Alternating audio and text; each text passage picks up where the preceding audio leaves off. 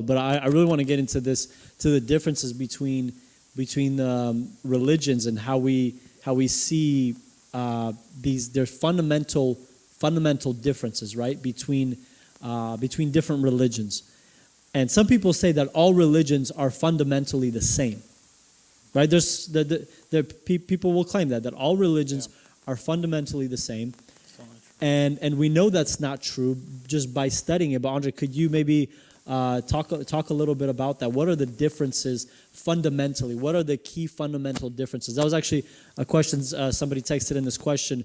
What are these? What are these fundamental differences between these religions? You have even offshoots of what looks like Christianity, like Mormonism or Jehovah's Witnesses, all these things. What are these fundamental differences that set us apart? There's a lot of little things, but the main thing is Jesus Christ it? Is Jesus Christ God? That's the number one main fundamental difference. Usually they have a text outside of the canon, which we just discussed, a set of books, a set of ideas, a set of theology that backs up their positions. That's also a big indicator of, hey, something is going on here. Why? Because after 2,000 years, I think this was canonized around 300 years after Christ. Just let me give you a vague number. You can research or Google it. 300-something years later. 300-something years later. And then this has been protected and nothing can be added till now. So stuff like those, that's a huge indicator. And the best way I would describe it is this. God has always been there from the beginning. In the garden, when man sinned, he declared right away, I have a salvation for you. I actually knew you're going to sin. I actually knew because I gave you free will, and evil is right there, that you would one day decide to tap in and be infected. Now this infection is happening and so on. And we get a mix of what is really happening from our pride, from the devil, from free will. And basically, think of it like this. The truth is the trunk of a tree. And then you have all of these different offshoots and branches. And throughout history, there's been so many different things. And so many of people on earth have tried to create a utopistic philosophy or idea, or how do we all get along? How do we all just live, happy on this earth? And God has always been going, you know what? This earth, since it got infected with sin, it's doomed for destruction. There's no saving the earth. I want you to get saved. Now, forget about the earth. One day I'm actually going to destroy the earth. So forget about trying to create a utopia in a junkyard. Think about how to get out of the junkyard and come to me. That's what it's all been about. And so you have all of these people that say, "Hey, follow me. Hey, I have the equation figured out. I have it figured out. I have the answer. I know how to connect to God. I know how to, follow me." And in reality, it's a bunch of demonic ideas and a bunch of pride and a bunch of things that people have generated and a bunch of movements across the earth. And if you come with that understanding, you actually start to look at how, we can look at Islam real quick.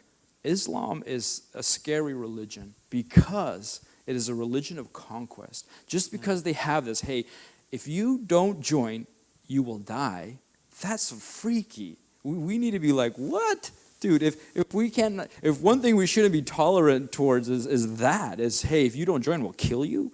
Like that's messed up, right? But all throughout Islam, and it's masqueraded in so many different ways, and they had to adjust it so many different ways so it can be, and you break it down, and it's just like they have different segments of their battle plan to come in. And basically Muhammad said, hey, when we take a city, if we can't give them a religion, if we can't give them a philosophy to life, then we can never really own them. We can never really dominate them. So he borrowed from Christianity, from Judaism. But of course, he's denying Christ. Of course, he has his own teaching. Of course, he has his own movement. And you look at all these, Buddha, you look at all these different people that rose up and said, I figured it out. I know.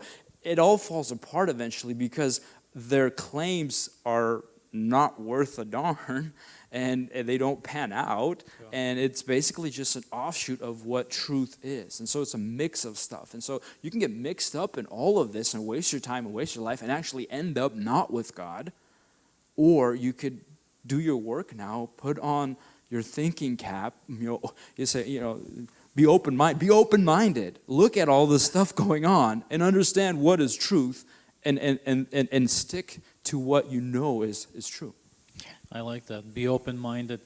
I was also thinking about how exclusive of a claim was this. When you were talking about when Jesus said, "I am the way, the truth, and the life." Truth by definition is exclusive. When people make a claim such as all religions lead to God, all religions, the only thing you could say to that is all religions can be false, but they cannot all be true. So think about that. All religions can be false. You could start there, but they cannot all be true. Truth, by definition, is exclusive. So you got to find out.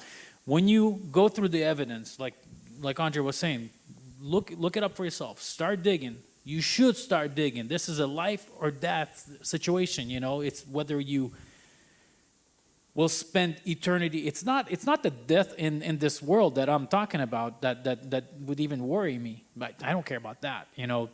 God knows when I need to go. I'll go when He wants me to go. I'm not worried about that. Nothing worries me that goes on in the world. But what would or what should worry every one of us is, where are you going to spend eternity?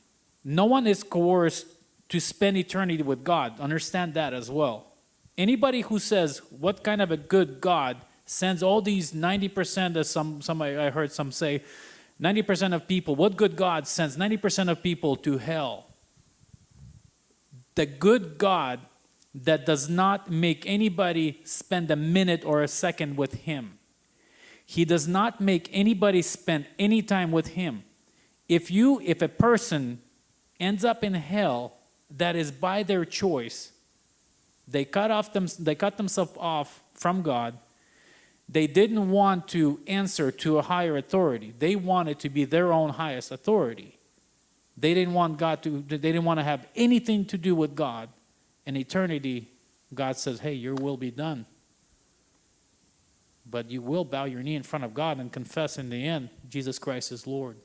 So on the live chat, we were corrected. 351 messianic prophecies about Jesus. I was about to say 400, but I was just like, I don't want to sound like I'm bloating So numbers. you didn't go over, which is Conservative. And when I said 1,000, I realized it's just thousands. I had the same thought. I'm like, very. I don't know, Andre. the average of us, I think, of all the numbers that we did, probably be 400. Andre. Nice, yeah. I know the amount of probability for all that to complete itself on one human being is bizarre and crazy, but I just was excited when I was delivering. Sorry. Not even talking of the fact that this had to have been all done, prosecuted within 3 years, within one person in 3 years of their life. Most of these prophecies have to have been fulfilled in Christ. I want to add something to what you were saying. When we talk about hell, I wanted to give everyone a different way to look at this. What if it's not something where God sends people, but it's just when we choose not God or life without God, it is hell. That's how I prefer to look at it. It's in Him there is all perfection, all goodness, and when you choose a life without Him, it does turn out to be hell. It's less apologetic, or apologetic-y, whatever you want to call it, but it's more personal. But that's kind of the experience of many of us, or all of us here. I don't know. Do you guys want to add anything to that? We're about to wrap up with our a Yeah, I couple was more just gonna minutes. say, so in turn, if you're thinking that all there is here on earth, you're mistaken. You're absolutely mistaken. But every decision that you make here on earth will equal what's going to happen to you in the future, in eternity. But in eternity compared to the 90, 100, even 120 maybe years that we might be getting to live on earth because of technology nowadays, is nothing compared. You know, you live 1,000 years in eternity, and it's not even the beginning. You haven't scratched the surface. So definitely don't want to be in the wrong place.